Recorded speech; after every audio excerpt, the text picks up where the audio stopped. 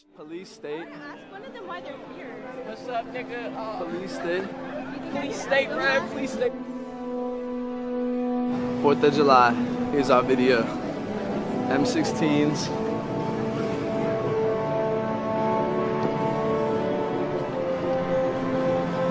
Because we don't live in a police state, sir. Martial law has not been established. November 1st could be a very, very, well, iffy kind of a day. And I'm not just talking about what many in the Catholic Church view as All Saints' Day. This could be all hell breaks loose. The door, sir. He's got his hand up. You're going to kick my door. You kicked my door down. You kicked my door down. Get on the ground. You kicked my door down. Yes, we did. Get on the ground. No, you have no right to be in here. You have no right to be in here. You have no right to be here. You have no right to be in here. Do not touch her. You are assaulting her.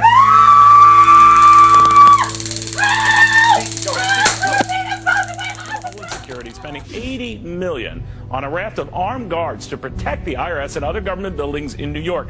Not from terrorist threats, mind you, but from American citizens, because on November 1st, the food stamp program is set to start decreasing the amount that is allocated to food stamp recipients. Not all, but a good many, and they're worried that violence... Yeah, I didn't open up the door. I would open up...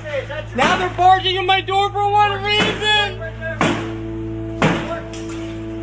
Down the ground, down the ground, down the ground, down! Down, down, down, to your hands! Hands, come to me, come to me, come to me! Don't move! Don't move! Please, don't move!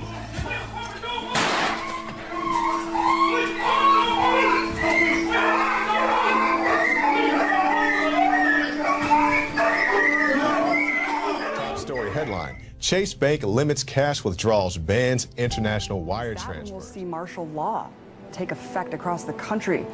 And more importantly, will people just accept it entirely out of fear? It was never meant that we would have this gigantic police force from the federal government. I mean, we had martial law up there. FBI and all these agents coming in and closing things down, going into people's houses. The police state is staring us in the eye, and it's getting more and more imposed upon us and more imposed on society every day. More and more people are waking up faster and faster and faster. I think it could very well come to that based on the things that are happening in the news, and we're seeing, you know, the collapse of our economy, so many different things happening. I have spoken with one federal agent, and the information succinctly boiled down is this. There is an event coming, Steve, in the very near-term future that is going to affect the United States of America to its very soul. That what is being planned, as you and I are on the air tonight, and what has been coming together into that old term, the perfect storm, is literally brewing right over our heads. It is and includes military maneuvers in the United States, military actions that are forthcoming, and that will be so deep and so penetrating that the United States will never be the same. Who have heard about the NSA spying on us all and think, no big deal. I'm not a terrorist, so I have nothing to worry about. Think again. Because we are all potential terrorists, according to the American government. You can't just do these kind of things. And this one is not only repealing the principles of liberty, but it's destroying the Constitution. All of these invasions of our personal privacy under the guise of protecting us, they're just wrong. And it's no longer about keeping us safe. This is about keeping us safely under the government's eye. And it is clear the government is watching all the time. Oil looks higher. Gold looks higher, currencies look weaker. More about this currency crisis you see erupting. What does that assume about what's going to happen to the dollar? Well, it assumes that the dollar will utterly get destroyed and become virtually worthless. I don't know how that inevitably resolves itself. It may resolve itself in some type of a global currency crisis. And then if the global currency crisis unfolds, then inevitably you get I guess an alignment under a global world government, a new global currency, and a new world order.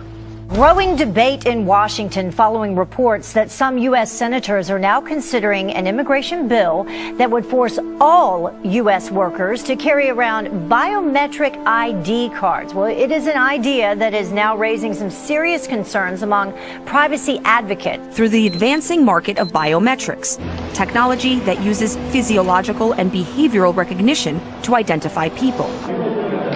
A system touted as a national security necessity is being used to build a database where the biometric identity of millions of Americans will be gathered and stored. We really need to attack this in a comprehensive kind of way, not some knee-jerk reaction like sticking something in someone's finger to verify who they are and whether or not they can be employed in this country. The U.S. Department of Homeland Security has been buying up massive amounts of ammunition. Americans are wondering why. Do you think this is a sign that they're preparing for some sort of mass civil unrest? If you look at what the Department of Homeland Security has been purchasing over the last year, it comes out to like 1.6 billion rounds of ammunition, more than 7,000 fully automatic assault weapons, 2,700 MRAP type vehicles, and now drones. Those are instruments of war. Department of Homeland Security's, who are they going to fight a war? Nearly 50 million Americans on food stamps that are forced to be on food stamps because of a miserable economy that big government is strangling, then you have a situation where it's obvious what government can give to you, government can take away. And we have a crisis within our country right now when you have the 50 million people, nearly the entire West Coast, three states on the West Coast of the United States, on food stamps. That's the real outrage, and that's the real crisis. To say nothing of about 100 million Americans who get some sort of food USDA orders states to withhold electronic food stamps. Now, we've seen the riots and the storming of Walmarts and so forth go on in recent days, and that's just a brief preview of things that could come if the food stamp situation Considering gets the fact that a 2-hour glitch in the EBT system led to many riots and looting. I participate in assisting the feds coming into states and going into homes and taking everybody's gun away. And I said I would not be a part of something like that. And I said one of the reasons is I wouldn't want to get shot, because the American people are only going to put up with so much before they push back. And I said, if the feds tried to do that, disarm this country, I said you would see an uprising and maybe a version of the Second American Revolution.